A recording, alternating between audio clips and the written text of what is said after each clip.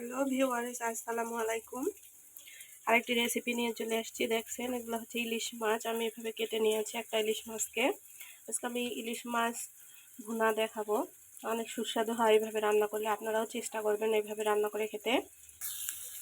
কড়াইতে আমি তেল দিয়ে পেঁয়াজটাকে লালচে করে ভেজে নেব, অর্থাৎ বেরেস্তার মতো করে ভেজে নিচ্ছি। পেঁয়াজটা একটু লালচে হয়ে আসলে দিয়ে দিচ্ছি সামান্য পরিমাণে আদা ও রসুন বাটা।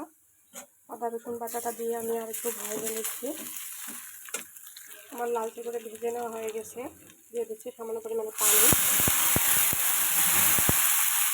দিয়ে দিচ্ছি স্বাদ মতো লবণ, মরিচের গুঁড়া, দিয়ে দিচ্ছি হলুদ গুঁড়া। সবগুলোকে খুব ভালোভাবে কষিয়ে নিচ্ছি। আমার মশলাগুলো কষিয়ে নেওয়া হয়ে গেছে। দেখেন তেল ছেড়ে দিয়েছে উপরে। এখন দিয়ে দিচ্ছি মাছগুলো।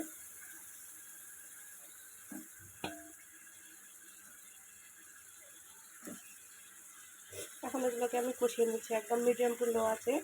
10-15 মিনিট খুব ভালোভাবে কষিয়ে নিচ্ছি।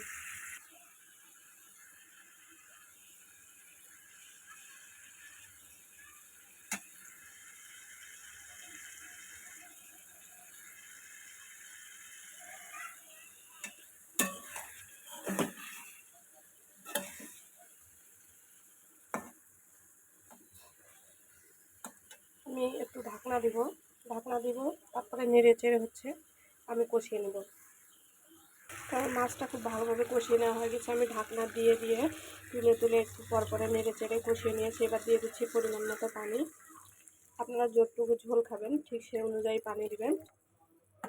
আর অবশ্যই লাইক কমেন্ট শেয়ার করবেন। যদি ভালো লাগে থাকে অবশ্যই সাবস্ক্রাইব করবেন। আর রেসিপিটি ফলো করুন আপনারাও শেখার জন্য। ঝোলের পানি দেওয়ার পর দিয়ে দিচ্ছি 2টো কাঁচামরিচ আমি মাঝখান দিয়ে ফালি করে নিয়েছি। এখন আমি ঢাকনা দিয়ে রান্না করে নিচ্ছি কিছুক্ষণ।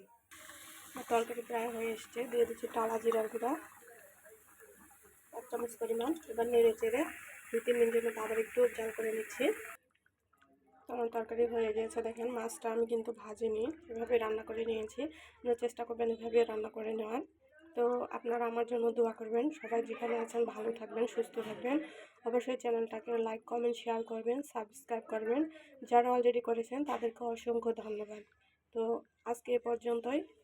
আসসালামু আলাইকুম।